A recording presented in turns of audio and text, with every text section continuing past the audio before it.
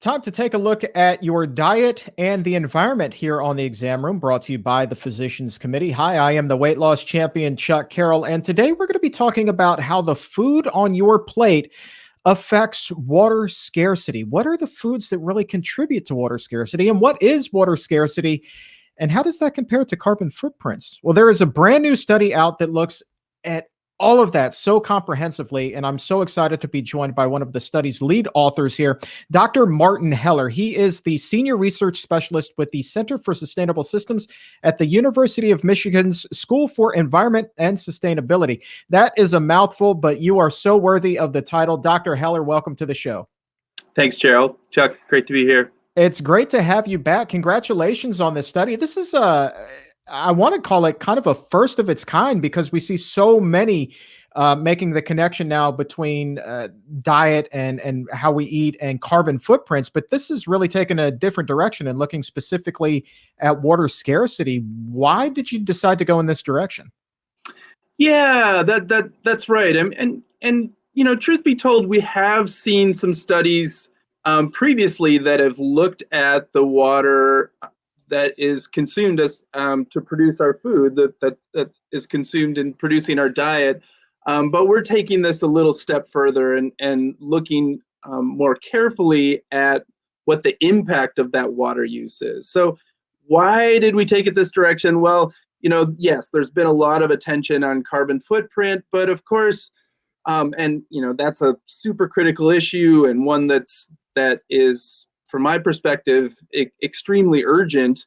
But it's certainly not the only place that that food production, that, you know, our diet influences the environment. I mean, if we look at some of these other pieces, irrigated agriculture represents 80 to 90% of the global freshwater consumption. So, you know, if we're looking at places around the globe where water availability is scarce, where, you know, people are running into the situation where they do not have access to fresh water to drink or to bathe or any of the other things that we do, you know, looking at agriculture certainly is an important part of that. And yes, there are improvements we can make in the way that we produce our food, but as it turns out, there also are differences, as we've seen with looking at carbon footprint, in the water use associated with different foods. So shifts in our diet can also influence that.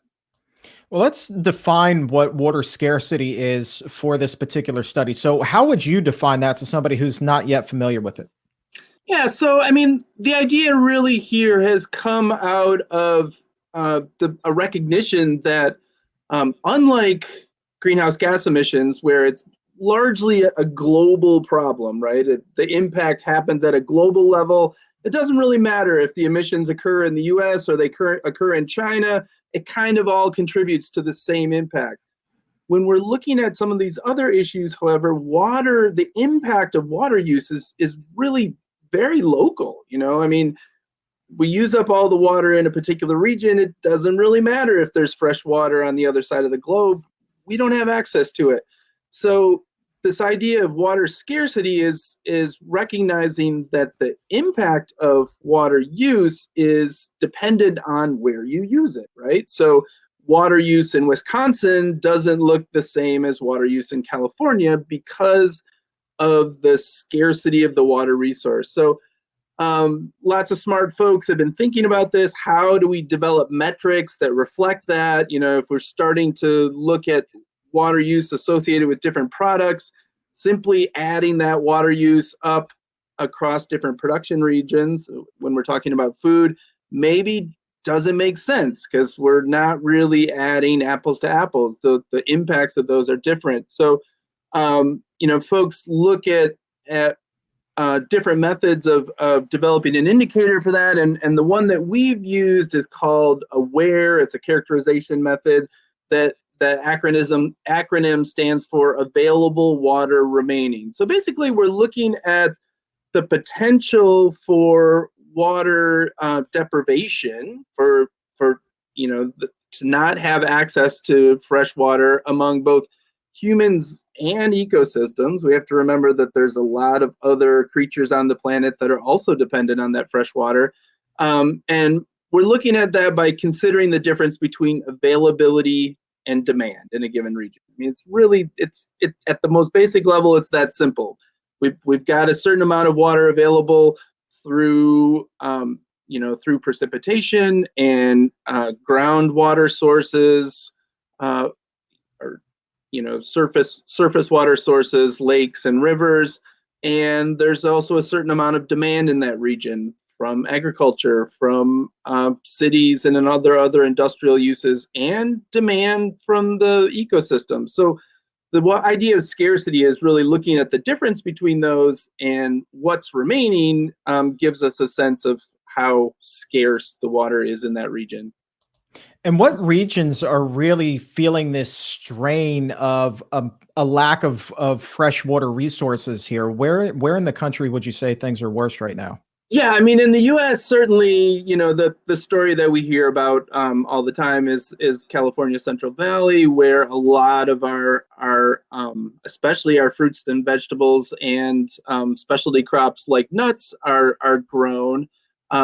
So that's a very important one. And if we look at irrigation use in the U.S., I mean, the numbers are pretty staggering, really. So the daily usage of water in the U.S. for irrigation is 73 billion gallons. That's billion with a B.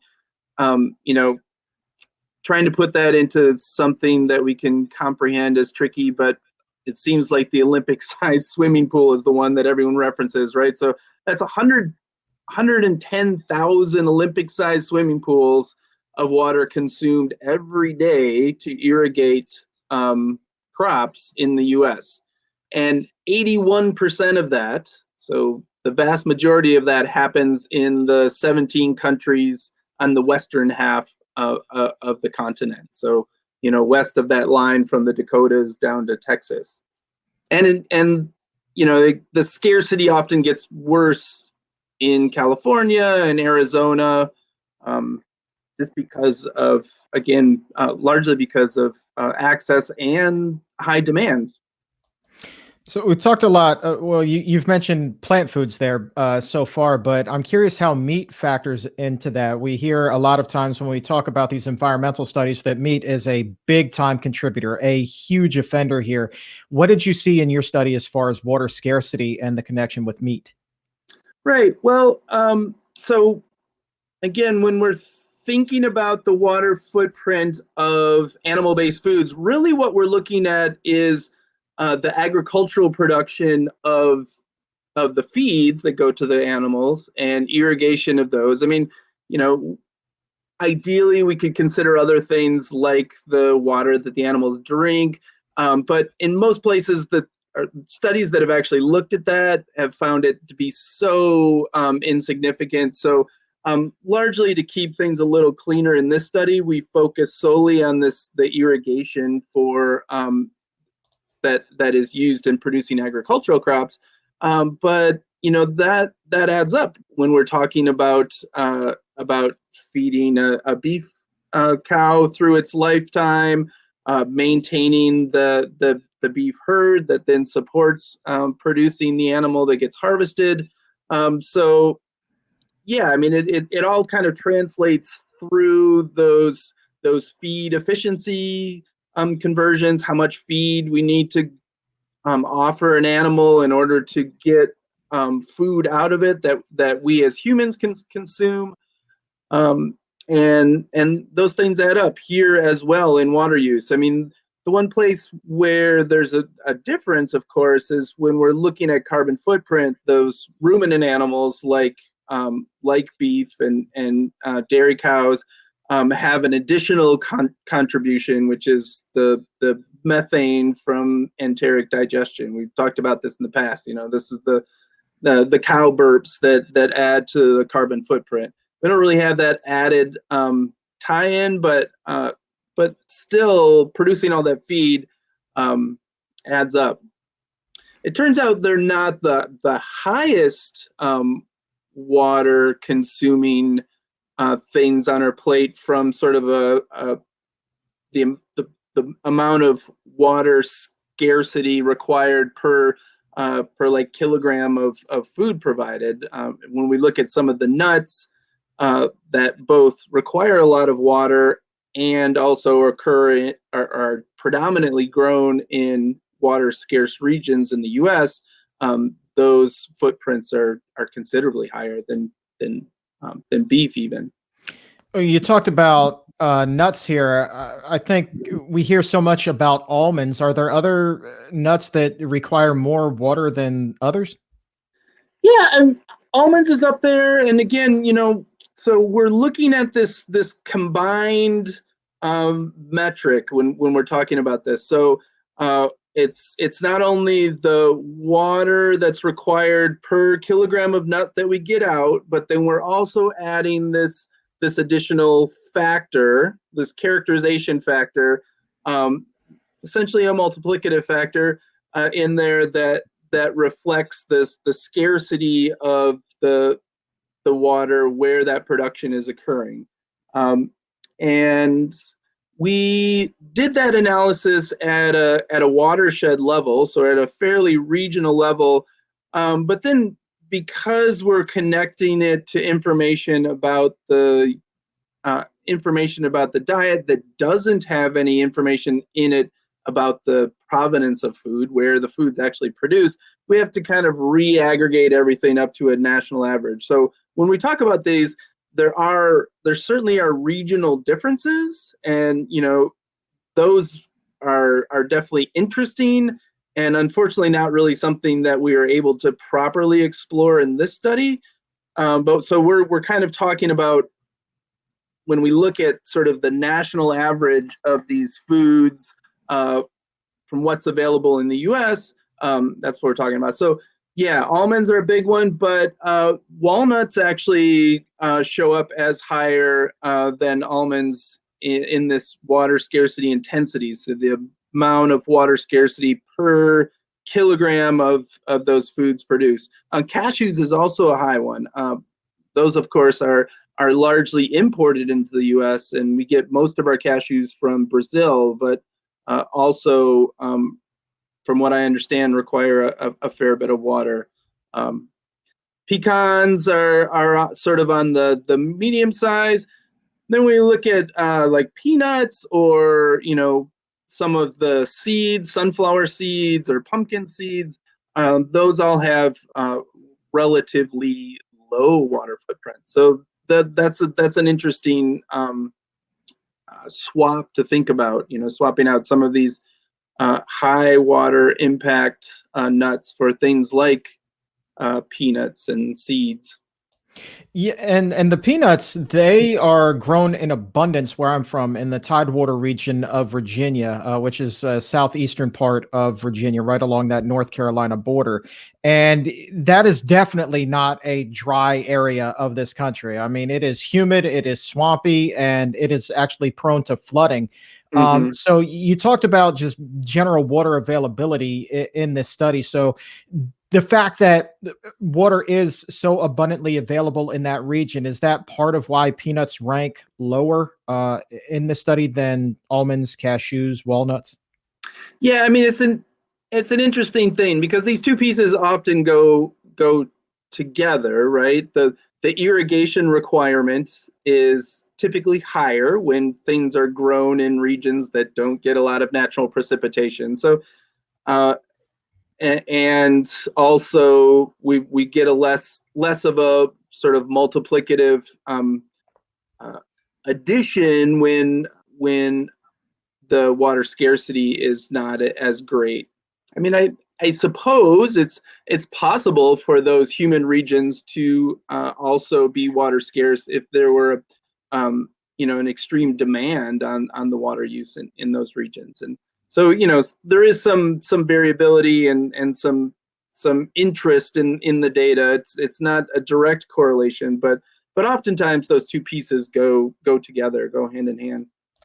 I want to get back to meat in just a little bit, but I feel like as long as we're talking about plant foods, we should pivot on over to fruits and vegetables at this point. I'm assuming, just like with nuts, you've probably found that certain fruits, certain vegetables rank higher than others in your study as well. Yeah, that's right. Um, I mean, one thing we're doing here is looking at sort of the relative differences between different foods, but we're also then looking at how those foods show up in our diet, right? And this is a study where we're utilizing, as we did with the carbon footprint study, utilizing a survey-based data set, the NHANES data set, which is National Health and Nutrition Examination Survey. That's an ongoing survey that asks people across the U.S. what they ate, and you do that with enough.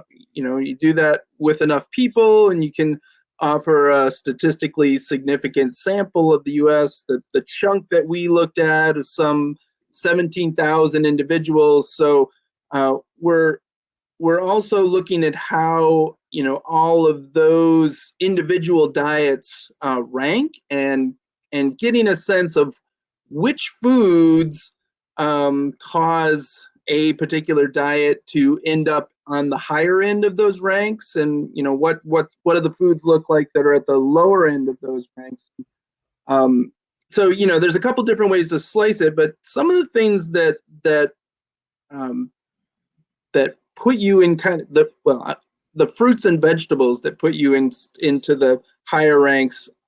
One of the standouts is asparagus. It turns out that the vast majority of the asparagus that we consume in the U.S. is actually imported. I mean, we produce a bit, but it seems that our consumption has outpaced our production quite a bit, and at least as reflected in our data, the asparagus that is causing the water impact here is primarily coming from Mexico.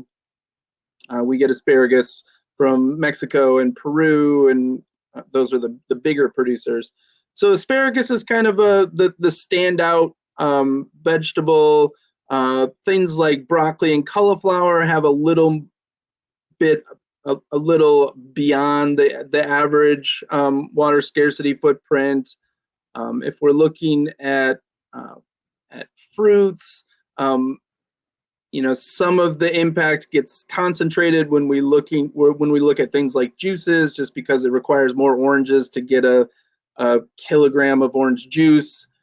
So orange juice, lemon juice are standout. Avocados has a fairly notable water scarcity footprint relative to others.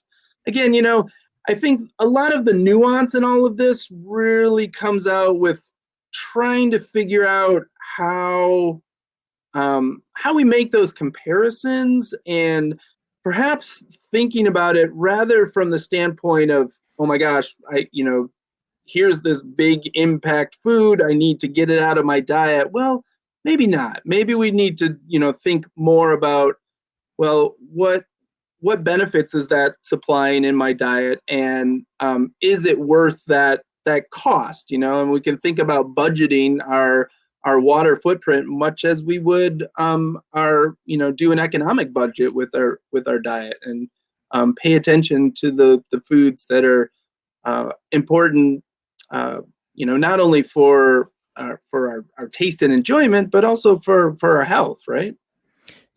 Absolutely. And how many foods did you look at? Was it close to 200 overall for this paper? Or was it more? Yeah, it's in that order. Yes. Yeah, I mean that's a lot of food that you guys were looking at, and the point that you raised with the lemon juice and the orange juice, I think that's a fantastic point, because you're absolutely right. It would probably take a dozen oranges to get you a glass of orange juice versus just eating one orange, in which case you're looking at two totally different effects there on water scarcity. Excellent point. Yeah, and I mean, there's some tricks in making those comparisons, right? Because again, we're sort of, and just in the data that I'm looking at, we're comparing them just on sort of a weight basis. So, you could slice that different ways and think about nutritional contributions, or thinking about on the basis of some serving size or whatever.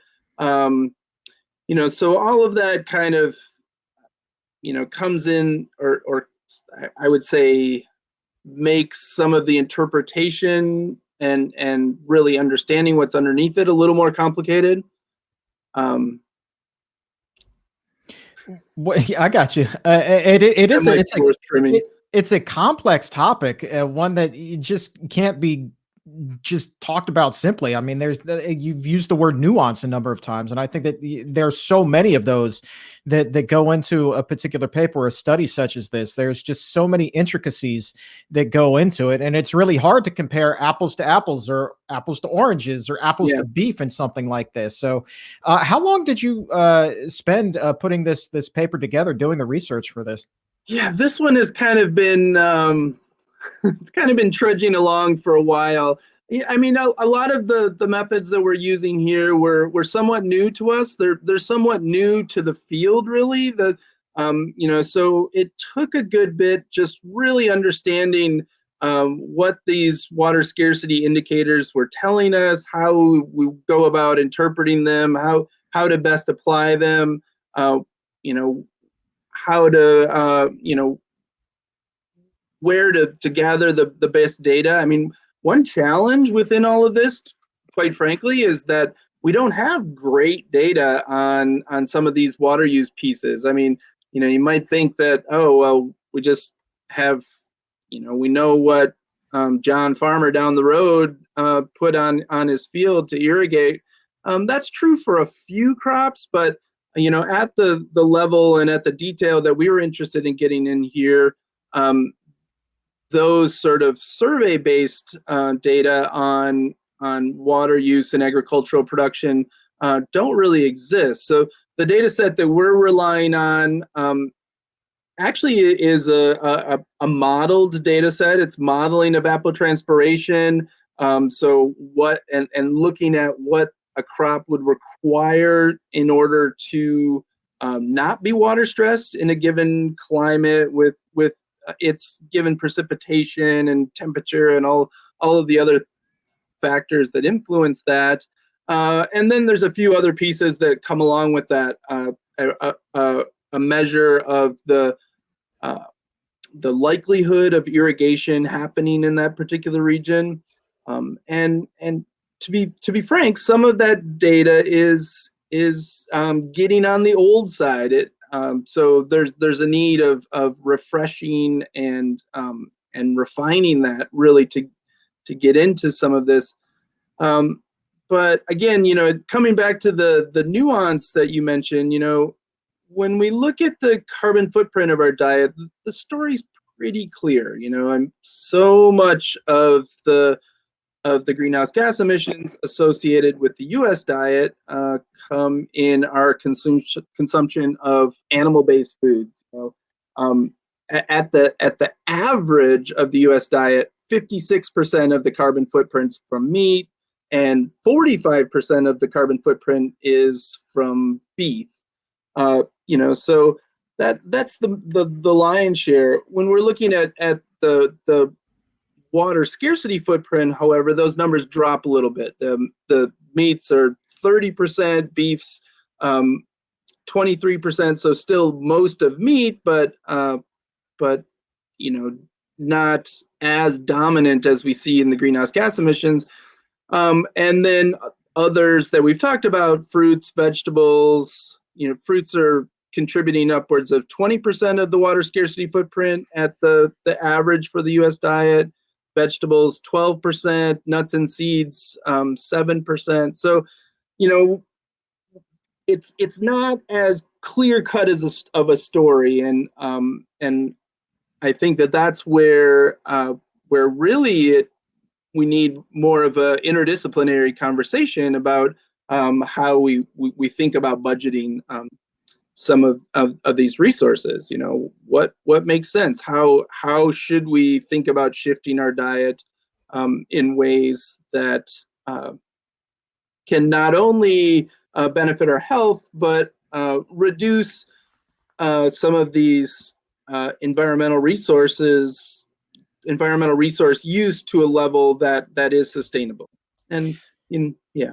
There's just so much again that goes into this. I know that we only have probably another 15 minutes here or so, but I feel like we could go on for like an hour or two at the very least.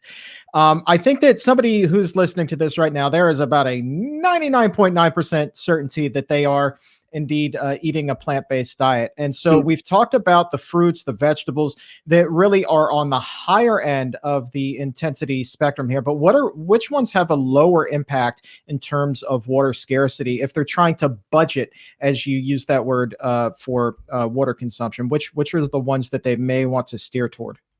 Sure. And from my perspective, I think the important thing to remember here is that, again, so much of this water use and the impact of the water use is regionally dependent.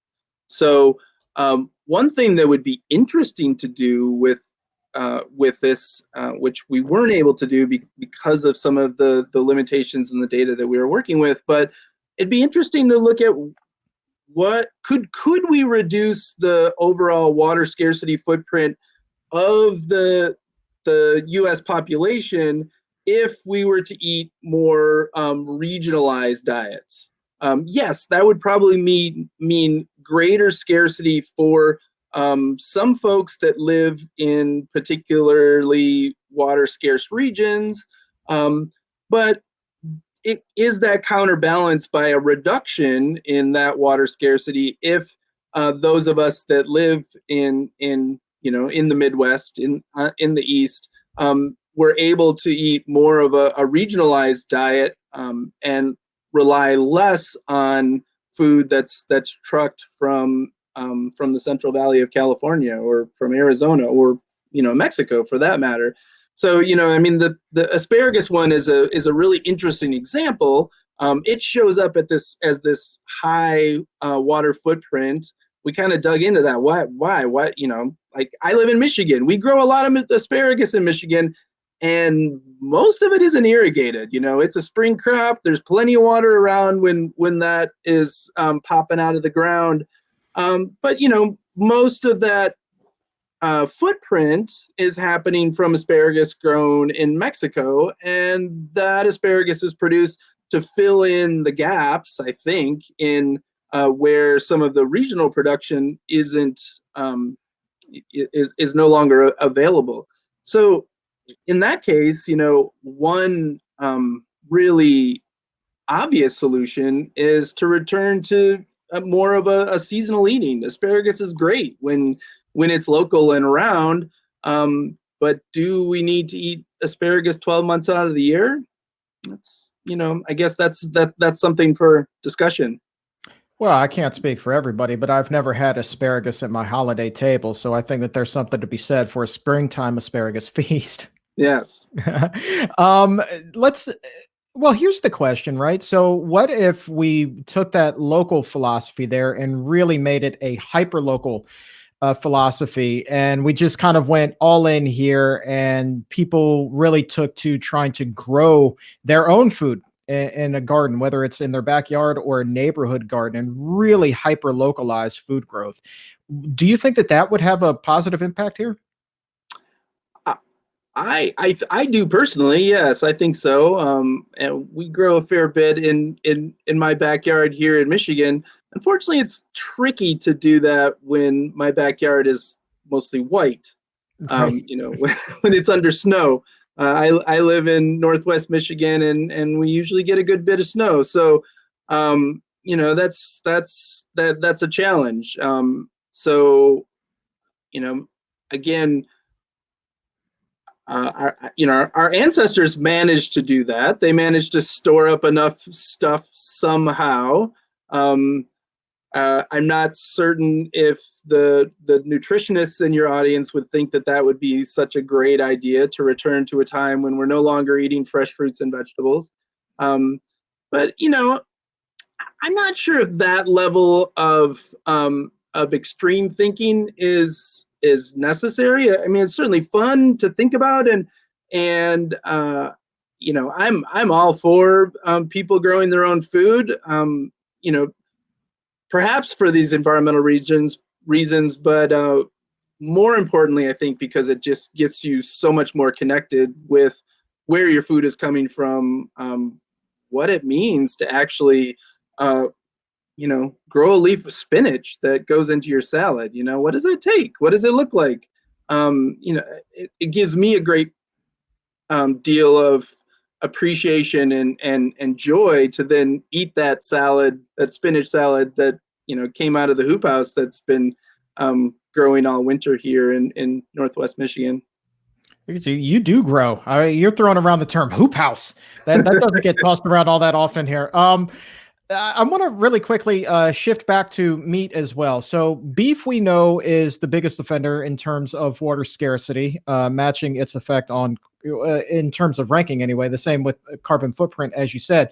But what about the other meats? How do they kind of stack out here, whether it's chicken or pork, anything along those lines?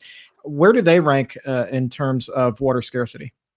Yeah, I mean they're a bit lower, and again, this all kind of reflects both on this feed to food conversion efficiency of the different livestock species, as well as the types of feed that they need to be healthy. So, chicken, pork, turkey are on the lower side. Actually, again, I'm looking at a figure that we have in the paper that kind of compares some of these different protein sources. And again, so beef is notably lower than some of the nuts that we talked about before. But those other meats are sort of along the same lines as some of the other plant-based protein sources that we might consider. So soybean and dry beans. So again,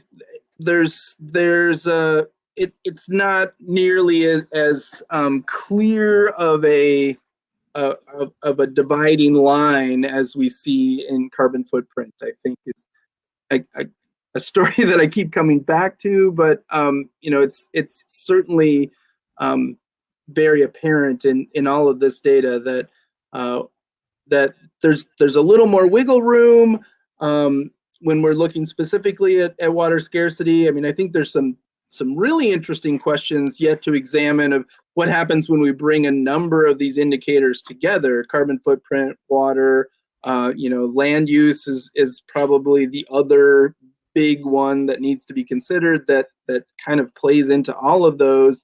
And then, pull in some sort of health nutritional component as well. When we start optimizing all of those, where does it land? So the first step is understanding each of these individually, and then we can start working with thinking about them in combination. As you mentioned, I mean, there tends to be some coordination with those. Beef is an important one in the U.S. diet just because we consume so darn much of it. So that is why it is a standout contributor here. And again, that reflects partly that it has a higher water scarcity intensity, but more so in this case that we consume a lot of it. Whereas the chicken and pork, it's a little bit less. We did some just really quick back of the envelope estimates of, okay, if I were in the higher part of the population, if I'm eating a diet that puts me into the 5th quintile of this water scarcity footprint, and we're ranking all these diets. If I'm eating a diet that puts me into the higher level and I swap out 100 grams of beef in my diet for 100 grams of chicken, how does that influence my water scarcity footprint? Well, that trade out for 100 grams of beef for 100 grams or with 100 grams of chicken reduces my water scarcity footprint by 16%. And that's just swapping out those two meats. Interestingly, if I swapped out 100 grams of asparagus with 100 grams of Brussels sprouts, it would reduce the water scarcity footprint of those same folks in the fifth quintile by 45%. Obviously, when we're doing these replacements, the important thing is how far apart those two are, what the differential is. And beef and chicken are actually closer together than asparagus and Brussels sprouts are. That is fascinating. The head-to-head comparison. I mean, despite the fact that there are so many intricacies, so many nuances here, so many little things that go into this big study that you guys conducted, you're still able to do these kinds of comparisons as best as you can. So, I, for one, am grateful that you were able to put this out. And I guess my final question to you is this. There is indeed so much that goes into this. But if you factor in everything here for water scarcity, you look at the carbon footprint, you factor in our own health, all of the above, so many people who are listening to this would make the argument still that a plant-based diet would probably be the healthiest overall.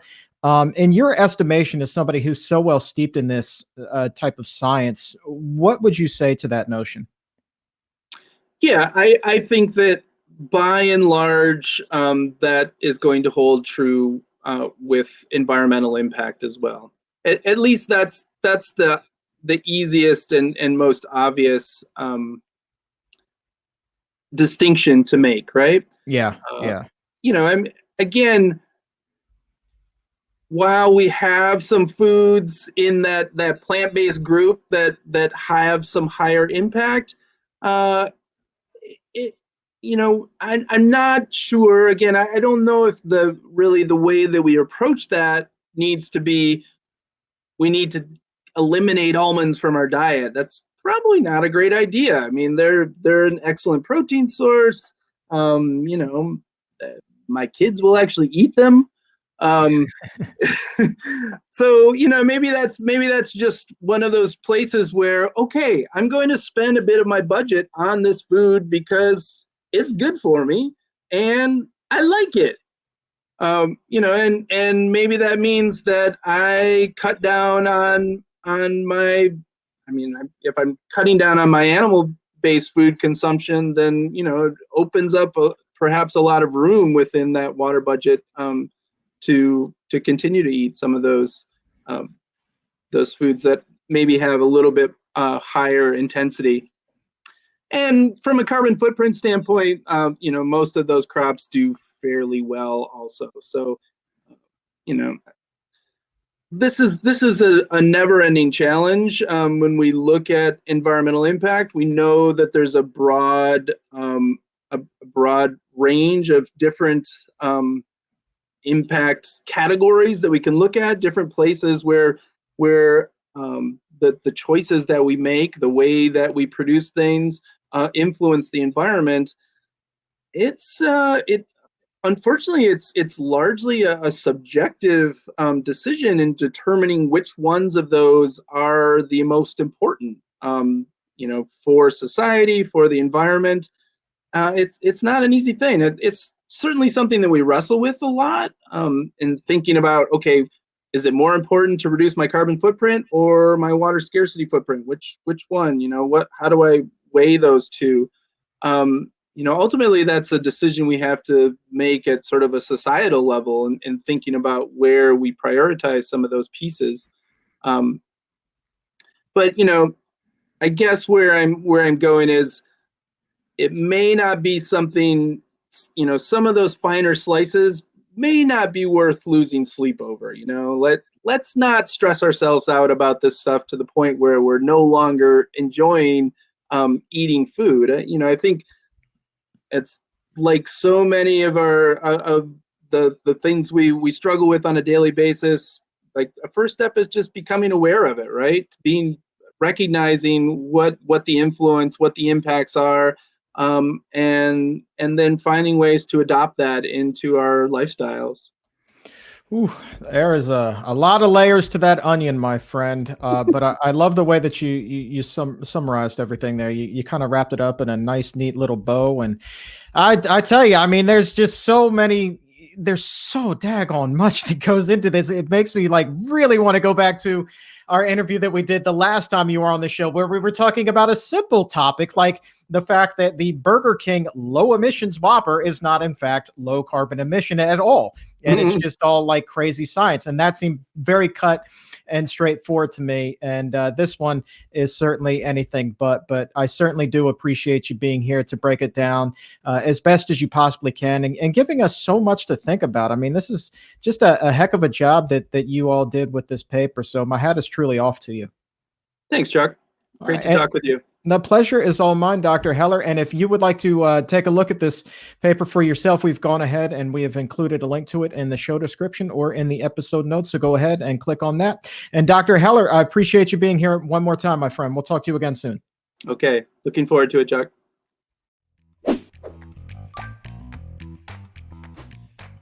If you feel like you've raised your health IQ by a couple of points, go ahead and subscribe to this channel and leave a nice comment below. And to hear the entire interview, head over to Apple Podcast or wherever you get your shows from and subscribe to The Exam Room by the Physicians Committee. And please leave a 5-star rating.